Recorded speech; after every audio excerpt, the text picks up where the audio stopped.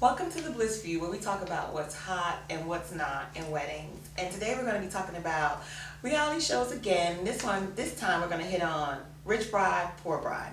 And so for those of you who've never caught it, it's a show where the bride gives, all these grandiose ideas that she wants and things she wants for a wedding. And they have a planner assigned to the couple, and then she slides her little budget over.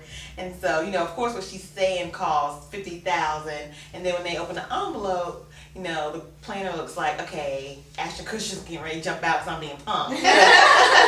The budget to be like $5,000, seriously, $10,000. So I just want to take the opportunity to talk about, budgets a little bit and how important they are. I know for me, having an MBA, I'm very, very budget conscious with my brides. And sometimes to the point of you start saying you can't afford that, but you can never tell anybody they can't afford that, But it's just more so, this is what you told me what you want to spend. This is what I know things cost. It's not matching up. So, how do we help these brides figure out, A, what a decent budget is, B, how to, line itemize it, C, what things cost, so that they don't know. Because again, I always tell people, $5,000, $10,000, 20 and on up is so much money, for the average person. It's a lot of money.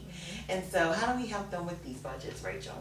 Well, I think the first thing that you need to do is kind of prioritize and think about your wedding and your wedding date and what aspects are the most important to you. Like, is it really important that you walk away with great photographs? Or is it really important that you get everyone on the dance floor?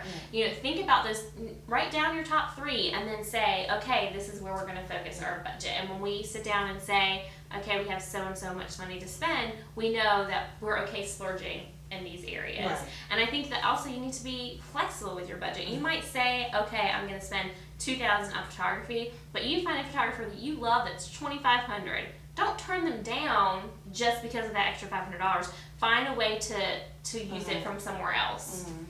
That's a good point. Sarah, what do you think?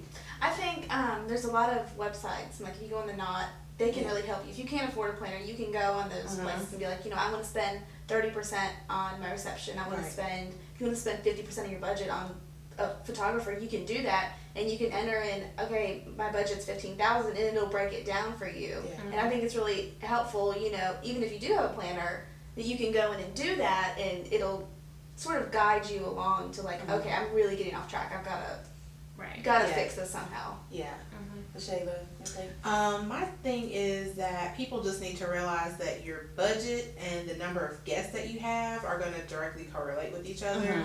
So if you have a budget of $5,000, you may not be able to invite people that you went to kindergarten with. You're not going to be able to invite all your coworkers, your parents' coworkers, your extended family, people that you haven't spoken to in years.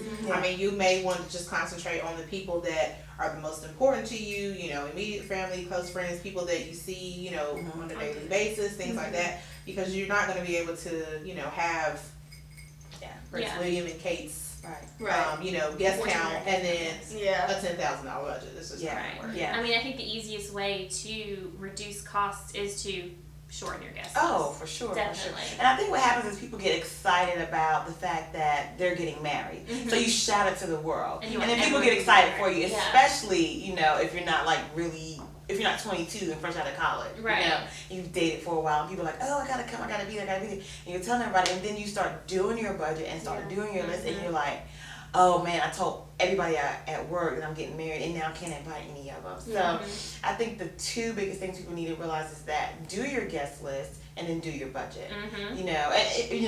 Both those things need to be done before you start really going out and securing vendors and things of that nature, because then you don't set yourself up for failure or disappointment when you have to tell people, oh, I can't invite you. Right. So I think that's the main 2 things that people need to get done. Yeah. So I think you're right in that you need to do them together, because even though you do a budget, you don't want to do your budget and then go ahead and start shopping for venues and things, and then, oh, my venue can't hold the amount of people that I want to invite. I've had a bride who had to switch venues because of that very reason. Or my venue's way too big and I'm only going to invite 50 people. Right. Or you're not able to get your money back because you've done deposits and things like that. Rentals and all that kind of stuff. You don't want to, get numbers off, so you need to make sure you do your And it's a good idea to do your budget even before you set the date. I mean, because if you think about like doing an off-peak season wedding, you can get discounts or you can get lower rates at your venue.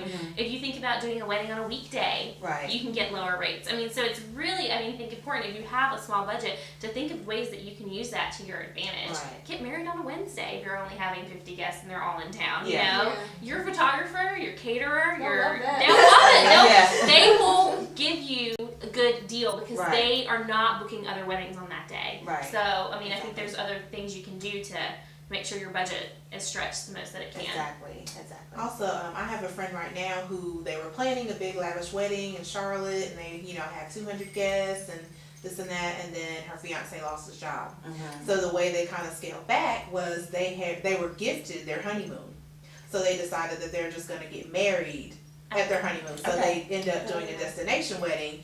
And now it's going to just be, immediate family and friends, people that really were going to go anyway, the bridal party are just going to be able to go with them. So, thinking about maybe a destination wedding type of thing could also be a way to kind of ease the hurt of people that you may not be able to invite, and just say, it's going to be just close family and friends. We're just going to go away and then, do like a party or something when you come back. Yeah, that's a good way. That's a great idea.